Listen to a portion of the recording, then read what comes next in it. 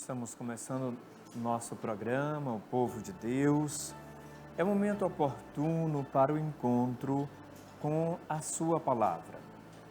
E hoje, durante esse programa, além da Palavra de Deus, que vamos escutá-la e acolhê-la em nosso coração, também vamos ter momentos de louvor, canto, tudo isso aqui, além das nossas notícias que teremos do Brasil, do mundo e de Caxias. Então acompanhemos o Evangelho que hoje é dirigido aos nossos corações. O Senhor esteja convosco. Proclamação do Evangelho de Jesus Cristo, segundo Marcos. De novo, Jesus começou a ensinar junto ao mar. E uma grande multidão se ajuntou ao redor dele. Por isso entrou num barco e sentou-se, enquanto toda a multidão ficava em terra junto ao mar. Ele ensinava-lhes muitas coisas em parábolas. No seu ensinamento dizia: ouvi, o semeador saiu para semear. Ao semear, parte da semente caiu à beira do caminho, e os pássaros vieram e a comeram. Outra parte caiu em terreno pedregoso, onde não havia muita terra. Brotou logo, porque a terra não era profunda. Mas quando surgiu o sol, a semente queimou e secou, por não ter raiz. Outra parte caiu no meio dos espinhos, e os espinhos cresceram e a sufocaram. Por isso, não deu fruto. E outra parte caiu na terra boa e deu fruto. Brotou, cresceu e produziu 30, 60 e até 100 por um. E acrescentou: quem tem ouvidos, ouça. Quando ficaram a sós, os que estavam ao redor dele, junto com os 12, faziam perguntas sobre as parábolas. Ele dizia-lhes: a vós é confiado o mistério do reino de Deus. Para os de fora, tudo se propõe em parábolas, a fim de que, olhando, olhem e não vejam, para que não se convertam e sejam perdoados. Jesus então perguntou-lhes: não compreendeis essa parábola? Como compreendereis todas as outras parábolas? O semeador semeia a semear. Os que estão à beira do caminho são aqueles nos quais é semeada a palavra. Quando a escutam, logo vem Satanás e arranca deles a palavra semeada. Os que estão no terreno pedregoso são os que, ao escutarem a palavra, imediatamente a recebem com alegria, mas não têm raiz em si mesmos. São instáveis. Quando vem a tribulação ou a perseguição por causa da palavra, logo ficam escandalizados. Outros ainda são os que foram semeados entre os espinhos, são os que a escutaram. Mas quando surgem as preocupações mundanas, a ilusão da riqueza e os outros desejos sufocam a palavra e ela fica sem fruto. Os outros são os que foram semeados em terra boa. São os que escutam a palavra e a escolhem e produzem fruto, 30, 60 e 100 por um. Palavra da salvação. Jesus, nesse evangelho de hoje, ele mesmo explica a parábola. Por isso é uma das parábolas que não precisa de explicação. A primeiro momento seria só ler a palavra, porque Jesus já explicou. Mas nós podemos fazer outros olhares a partir desta parábola. Primeiro, quem é você nessa parábola? Todas as vezes que nós escutamos a palavra de Deus ou as parábolas de Jesus, como hoje foi proclamada a parábola do semeador, nós devemos fazer uma pergunta, eu e você, aonde é que eu estou dentro dessa palavra? Quem sou eu nessa palavra, nessa parábola? E agora vamos ajudar a reconhecer. Como é que você tem se comportado diante da palavra de Deus? Porque agora com essa conversa entre nós, vamos perceber quem é você, em que versículo você está nessa parábola, como você se encontra dentro da parábola. A semente caiu, né? Foi semeada. Apesar que é dito que caiu também à beira do caminho. Quem trabalhou em roça sabe que todo mundo protege a semente, bota lá no cofo, na vasilha, no que vai levar, mas ninguém sai espalhando semente, é prejuízo. Mas a parábola tem esse sentido de além. Ela quer dizer, ela é chamada polissêmica, quer dizer, tem vários sentidos, né? Tem vários sentidos. Nos leva muito mais longe. A primeira semente que cai à beira do caminho e os pássaros vêm e comem. O Satanás não deixa nem a palavra nascer no coração da pessoa. E eu disse que nessa reflexão agora, nós vamos descobrir aonde nós nos encontramos diante da parábola. Quem é você? Se você é à beira do caminho, se você é aquela região que fica entre espinhos, se você é a região que a semente caiu em terra, no meio das pedras, ou se é o local que caiu em terra boa.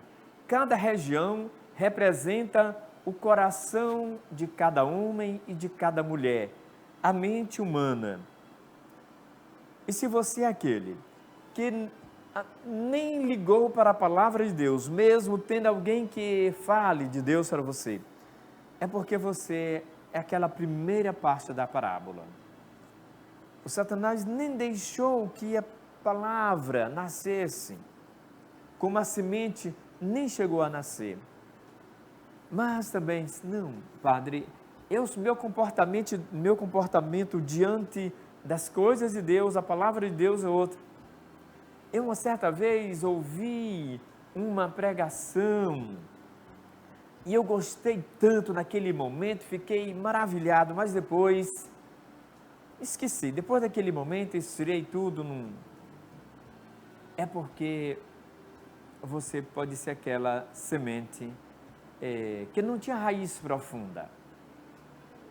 Logo morre, logo morre. Mas também se você é uma pessoa que até gostaria, mas alguém vai dizer, rapaz, você indo para a igreja, que negócio, Deus nem existe, deixe isso de lado, e você fica levando em conta isto. Pode ser que as preocupações dos outros, a sua foca, isso, aquilo, não deixou, você se sentiu sufocado e a semente também não pôde dar frutos. Então quem é você? Mas também tem um outro que é 10. Podemos dizer 60 por 1, 30 por 1, 100 por 1, né? Que é aquele que você ouviu, foi batizado, fez a Eucaristia, fez a crisma, é crismado, até se casou na igreja e gosta das coisas de Deus, está engajado nas pastorais, faz o bem, em tudo procura agradar a Deus com sua vida, procura viver os mandamentos da lei de Deus, os mandamentos da igreja, procura receber os sacramentos na sua vida e não sabe viver sem Deus. Tem gente que não sabe viver sem Deus. Em tudo coloca Deus na sua vida. Essas pessoas estão aqui nessa página do Evangelho, são aquelas que a semente caiu em terra boa e produziu demais, produziu sem conta. Quem é você nessa parábola? Primeira parte, que cai à beira do caminho, os pássaros comem, Entre as pedras não tem raiz profunda, entre os espinhos fica sufocado, ou quem é terra boa? Cada região se dá o nome de Pedro, José, Maria, Antônio, telespectador, ou aquele que apresenta, ou aqueles que estão aqui na estrutura. A parábola é uma região do coração, da aceitação da gente com Deus. Nós nos encontramos nessa parábola, em todas as parábolas do Senhor. Aonde você está nessa situação geográfica da palavra de hoje proclamada? Essa parábola de Jesus é para dizer que Ele fez a nós para a excelência da vida, para produzirmos muitos frutos, frutos de inteligência, mas também de caridade, de bondade, das virtudes, de tudo que é de belo que a pessoa humana deve e pode ter. Nós temos uma possibilidade de grandes realizações, porque quem nos fez, quem nos criou é excelência, Deus é excelente. E fez os seus filhos também para atingir a excelência. Mas, porém, Deus deu uma coisa para mim e para você que é muito perigosa. Não sei se você concorda. É o livre-arbítrio, é a liberdade, né? Nós podemos rejeitar a proposta de Deus e querer outro rumo de vida. A liberdade, o livre-arbítrio é complicado em nossa vida. É bom porque aquele que é todo-poderoso, que acredita que a inteligência humana é capaz de perceber que o melhor de todas as coisas é Deus. Deus acredita nisso, mas mesmo assim nos deixou com a liberdade. Como deixou também para mim, para você, essa liberdade de nos encontrarmos nas páginas desse Evangelho e ser a região geográfica de um desses lugares. A semente à beira do caminho, entre pedras, ou entre espinhos, ou de terra boa. Mas se você pode dizer, eita, eu não tinha dado conta disso, padre. Como é que eu posso fazer agora? Tem como a gente mudar de lugar? Tem. Peça a graça de Deus. Porque quando damos um passo para Deus, Ele dá 1000 ao nosso encontro. E a sua graça nos basta. Se você quer melhorar, se você quer produzir os melhores frutos que a capacidade humana, a inteligência humana, o coração humano pode fazer, no sentido da parábola que produz muitos frutos, 100 por 1, Deus lhe ajuda. Queira ser mais. Você pode, você é capaz e não está sozinho. Porque aquele que é excelente, o Todo-Poderoso, foi que nos modelou, nos criou, nos deu o dom da vida e nos dá também o seu Espírito, a sua graça. Queira ser mais, queira ser melhor, queira ser santo, porque aquele que lhe fez, que lhe deu o dom da vida, é santo. Por isso, vamos atingir o bom propósito do Senhor. E agora nós vamos ao santo do dia. Acompanhemos.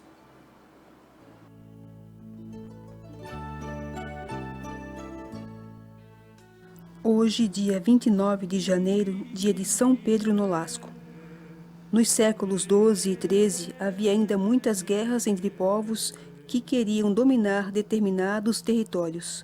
Mas em evidência, nesta época, estava a luta entre árabes e a parte dos povos que viviam junto ao Mediterrâneo.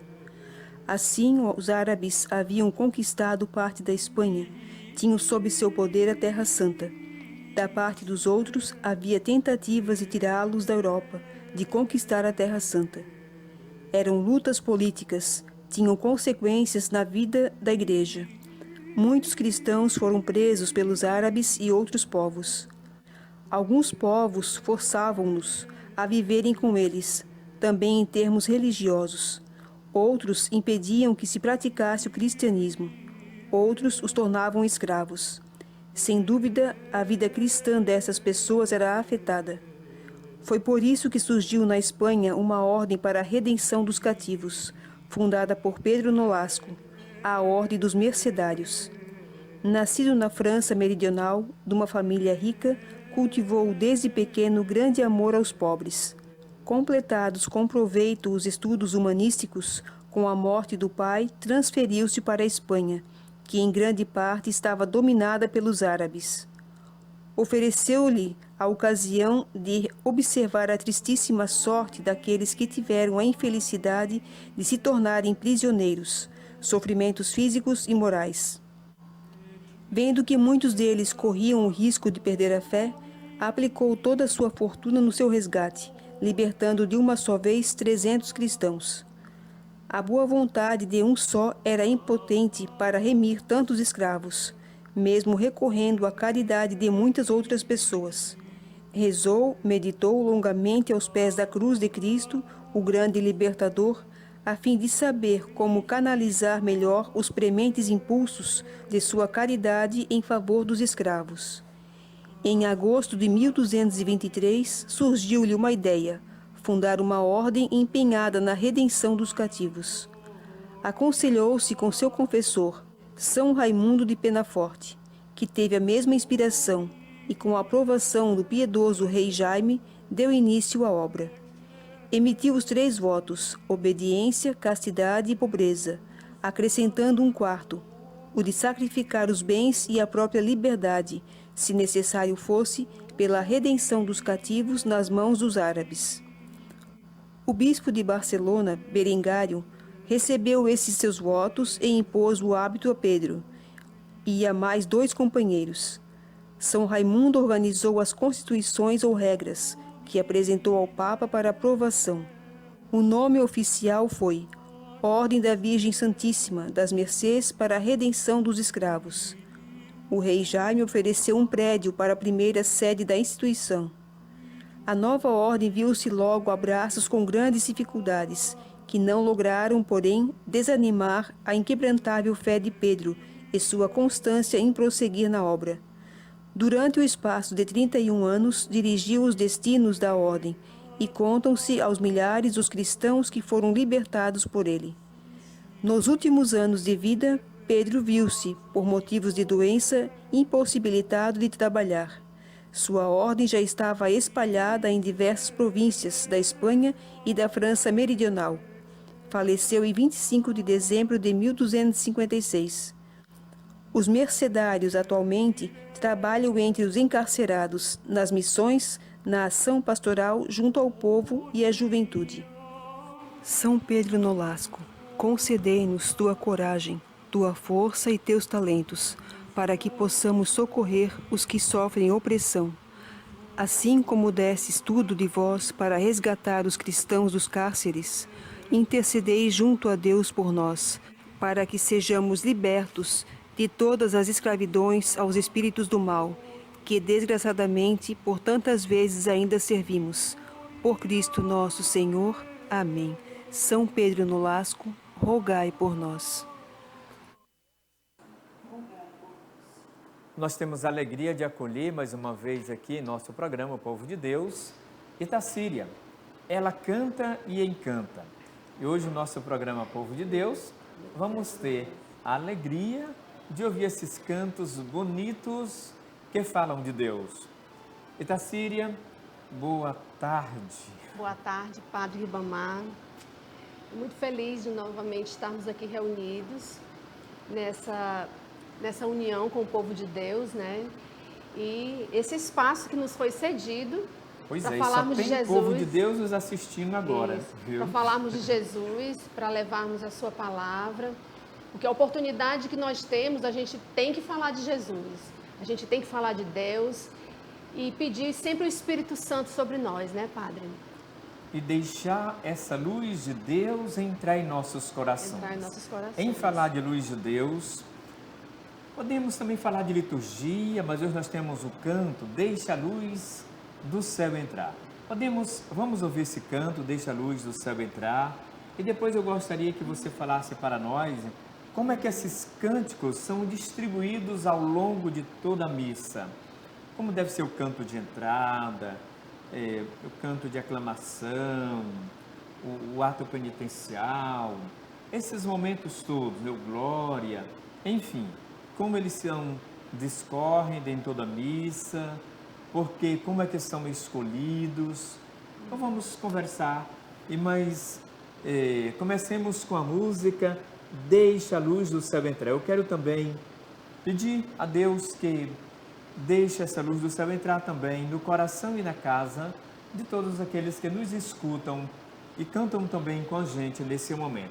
Esse canto ele é tão bonito que eu acho que ao mesmo tempo ele é uma oração. Mas Santo Agostinho já dizia, quem canta reza duas vezes. Com você, Tarsila. Tu anseias, eu bem sei, por salvação, tens desejos de banir a escuridão. Abre, pois, de par em par teu coração e deixa a luz do céu entrar. Deixa a luz do céu entrar. Deixa a luz do céu entrar. Abre bem as portas do teu coração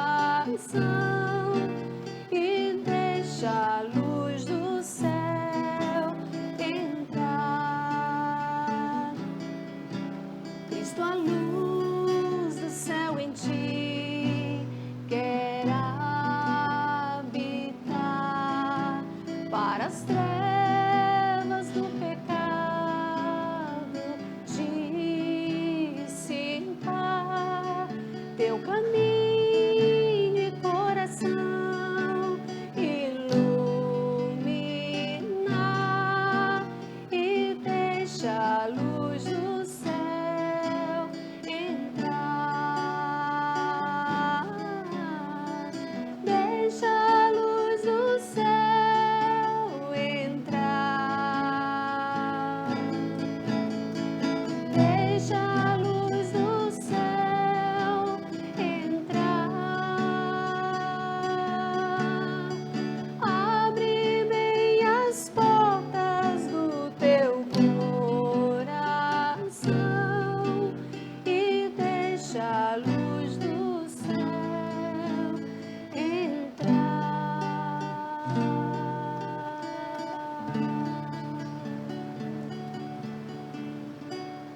Essas letras bonitas desses cantos que são, assim, como que um momento de espiritualidade. E Tarsila, como os cantos são distribuídos ao longo de toda a missa? Você que sempre é envolvida com o canto litúrgico, como é que ele se distribui? Como que deve ser a letra do canto de entrada? Bom, essa música, essa canção que nós acabamos de cantar, ela é um canto de acolhida, é um canto de entrada da celebração. A gente sempre canta nas celebrações do tempo comum, que é o tempo, vamos dizer assim, o tempo que a igreja vive a maior parte do ano. E essa música, ela, como canto de entrada, respondendo a sua pergunta, padre, o canto de entrada ele tem que ser um canto que chame as pessoas, que convide o povo, que tente acolher a comunidade e leve a comunidade a entender como que a celebração, a importância da celebração eucarística para aquele momento. Então, o canto de entrada ele tem que ser esse canto que vai envolver a comunidade para que a comunidade possa entender que nós, igreja, nós estamos ali para adorar o Senhor. Então, é um canto que vai acolher totalmente toda a comunidade. Muito bem, é um canto que acolhe e nos coloca também diante de Deus, né? Já nos coloca diante do Senhor, já nos coloca diante de Deus, já vai abrindo os corações para que nós mesmos, quem está ministrando a música também precisa viver esse momento, está ali como um instrumento de Deus para esse momento. E o canto de entrada, ele tem toda essa importância. Ele precisa ser um canto lindo, alegre, festivo. Pode ser também um canto mais calmo, mais lento, mas que tenha essa característica de acolher as pessoas, de acolher a comunidade. E o ato penitencial, que pode ser rezado, né? Ou cantado. Como que deve ser essa letra do ato penitencial? Bom, o ato penitencial, ele pode ser cantado ou ele pode ser também rezado, de acordo com o que o celebrante quiser, que o celebrante colocar no momento. De preferência que ele seja um canto trinitário, que invoque Senhor, Cristo e Senhor. E que fale realmente do perdão, que leve as pessoas a mergulhar no perdão e na misericórdia de Deus. Então, o ato penitencial, ele é um canto importantíssimo da celebração eucarística. Ele é um momento em que nós precisamos estar contritos na misericórdia de Deus, em que nós precisamos buscar o perdão dos nossos pecados e nos colocarmos diante de Deus como pecadores. Então, o ato penitencial, ele tem essa característica de ter... as letras das canções penitenciais, elas precisam levar a comunidade a buscar o perdão, a entender que ali é um momento de perdão, é um momento de buscar a misericórdia de Deus. E a pessoa também se acusar diante de Deus como pecador. Né? Como pecadora, exatamente. Se apresenta em Deus como pecador, sabendo que Deus é compaixão e misericórdia. E misericórdia, muito bem. Muito bem. E o glória? O hino de louvor. O hino de louvor. Que a gente chama Sim. de glória, que a comunidade chama de hino de louvor. Ele é um canto que ele exalta a Trindade Santa. Pai, Filho e Espírito Santo. É um canto em que ele também pode ser rezado e ele também pode ser cantado de forma trinitária, invocando o Pai, o Filho e o Espírito Santo. Seria melhor se fosse cantado com as palavras do hino de louvor realmente. Então é um canto muito importante, é um canto alegre, é um canto festivo, em que a comunidade realmente exalta a Trindade, e é um canto, digamos assim, de suma importância da celebração. Quando se é cantado, ele precisa ter a invocação da Trindade, e ele precisa ser cantado também com muito entusiasmo, com muita festa, com muito júbilo, com muita alegria. E as três pessoas da Santíssima Trindade, o Pai, glória precisa ter. Pai, Filho e Espírito Santo. A igreja nos ensina que ele deve ser cantado ou proclamado de acordo com aquela oração do glória realmente. Porém, existem as exceções. E a gente pode também cantar o hino de louvor trinitário, invocando o Pai, o Filho e o Espírito Santo. Cecília, eu quero até agora, você falando aí, me veio a ideia que talvez nos nossos próximos programas poderíamos fazer o ato penitencial rezado, as várias formas, Isso, vamos fazer aqui no nosso fazer. programa, e 1 ou 2 cantos penitencial. O hino de louvor, inclusive, cantado, mas também a letra do hino de louvor. A letra do hino de louvor podemos que o povo fazer, conheça, né, quem Padre? sabe na próxima semana que em nosso programa fica essa proposta. Isso, muito bem. Mas temos mais cânticos, mais músicas. Isso. Na celebração, como a gente está falando da missa, da Santa Missa, após o hino de louvor, como parte fixa da missa, nós temos também a aclamação ao Evangelho, onde nesse momento o padre ou o celebrante, ele vai anunciar o Evangelho de Jesus. Então, é anunciado também, de certa forma, um canto para se acolher o Evangelho. E é um canto também que precisa ser cantado com muita alegria, porque a comunidade está dizendo sim, nós queremos acolher o Evangelho, nós queremos ouvir a palavra de Deus. Depois do Evangelho... E antes de você falar depois do Sim. Evangelho, a comunidade toda de pé, em prontidão, Pra como ouvir, quem pra está ali ouvir. em ordem de batalha, né, Isso. para acolher a palavra do Senhor. Então, é bonito, naquele momento, toda a comunidade fica de pé para acolher a palavra. Quer dizer, eu, como o soldado atento de Cristo, estou em prontidão para acolher essa palavra, para levar essa palavra depois ao mundo. Isso. Sim, você... Então, depois desse momento, Nós temos, falando de música, as canções da celebração, vem o momento do ofertório. O ofertório é também um momento muito... Se bem que toda a missa ela é importante, né? Mas o ofertório, ele tem uma característica particular que ele pode... ele vai reunir algumas formas de expressão no momento de se oferecer os sacrifícios a Deus.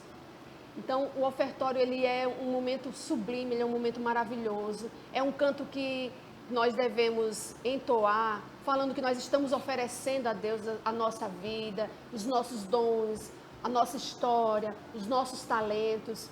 Então, é um canto também muito lindo, é um momento muito forte da Santa Missa, Padre.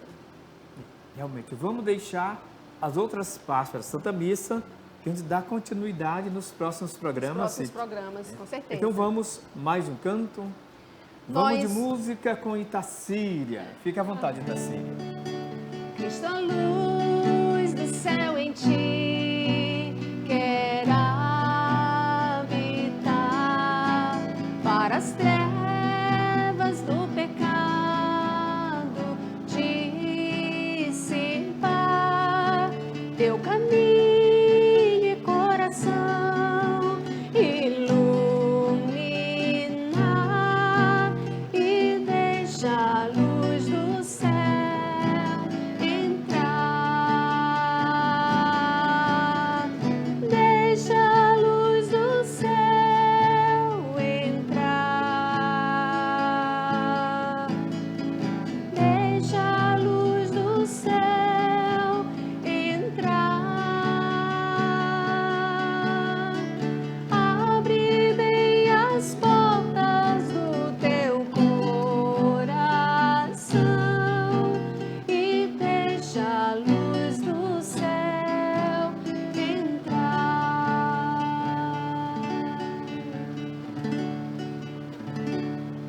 Itacíria, obrigado por ter vindo ao nosso programa. Eu agradeço, e vamos Padre. ter vários outros momentos aqui, mas o tempo está assim correndo. Vamos ver se ainda tem a possibilidade de uma música, como diz o povo, a saideira, né? Saideira. A saideira. Mas vamos agora aos ETs preparados para esse dia de hoje.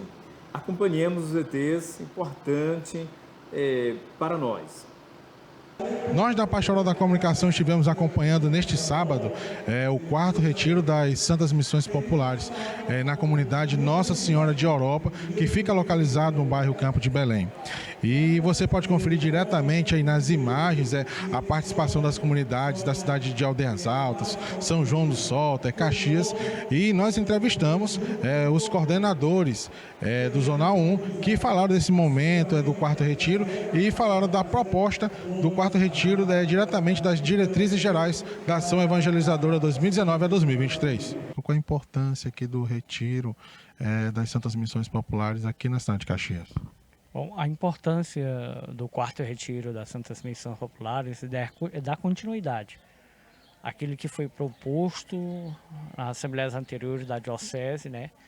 De dar suporte para as paróquias, de modo bem especial para toda a Diocese, a partir das Santas Missões Populares. Terminadas as grandes semanas em cada paróquia da Diocese, agora chegou o momento, após de um ano, a gente sentar novamente, juntamente com o setor, com os vicariatos, com todas as paróquias, analisar a caminhada das Santas Missões. Ver se valeu realmente a pena as Santas Missões Populares e dar um sim. Dizer que a missão continua na Diocese de Caxias, a missão continua na nossa paróquia, a missão continua na nossa comunidade. Por isso que a importância do 4º retiro é fundamental para que possa despertar a missão que foi motivada lá nas grandes semanas missionárias em toda a Diocese. O 4º retiro ele tem a finalidade de organizar, aprofundar tudo que a gente trabalhou, tudo que a gente vivenciou nas 2 etapas da Santas Missões Populares. A primeira etapa foi o tempo do acordar, com os retiros e as preparações.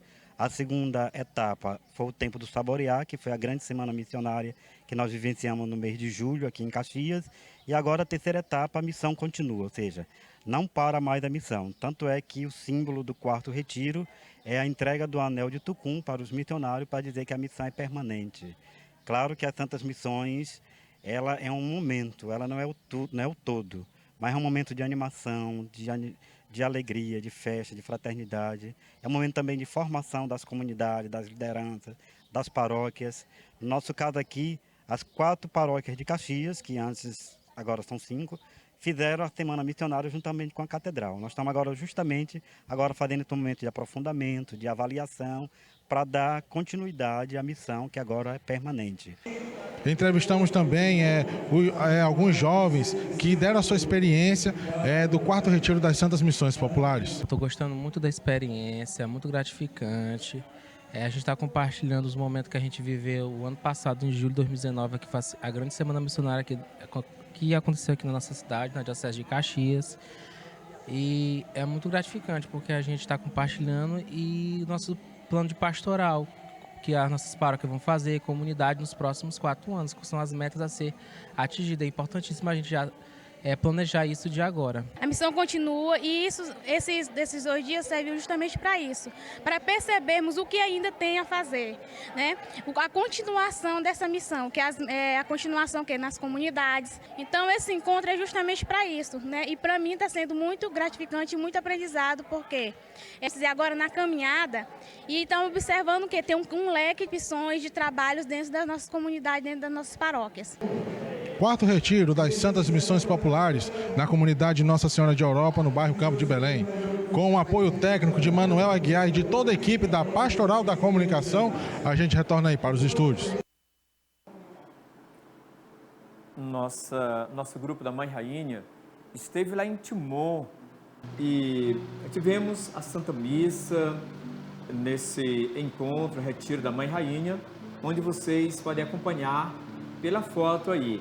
Mãe Rainha do Terezês Admirável de Schoenstein, onde uma vez por mês, no Santuário da Mãe Rainha, em Timon, um grupo se reúne no 4º sábado de cada mês para louvar, bendizer a Deus e rezar a Nossa Senhora.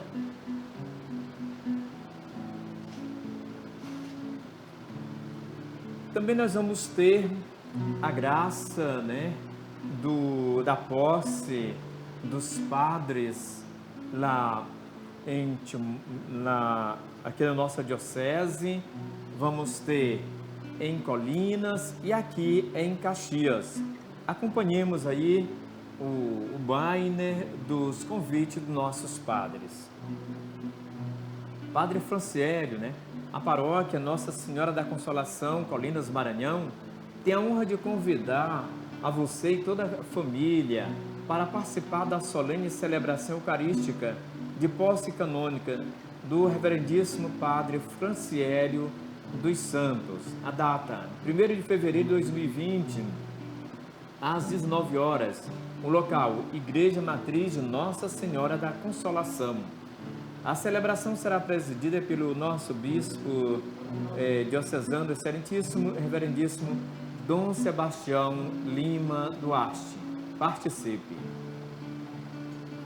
E agora também aqui em Caxias, a paróquia Nossa Senhora das Graças, Diocese de Caxias, Maranhão, tem a honra de convidar você e toda a sua família para participar da solene celebração eucarística de posse canônica do reverendíssimo Padre Francisco de Assis dos Santos Pereira, conhecido como Padre França.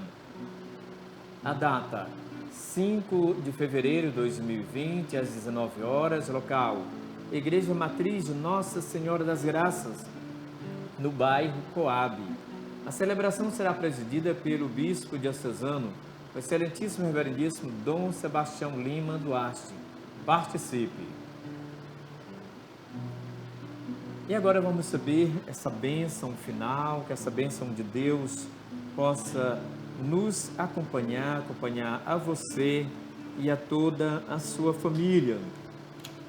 Quero que hoje essa bênção possa alcançar, além daqueles que nos acompanharam, mas também a paróquia Nossa Senhora das Graças, em Caxias, que vai receber seu novo pároco, Padre França. Também a paróquia Nossa Senhora da Consolação em Colinas, que vai receber o padre Franciele.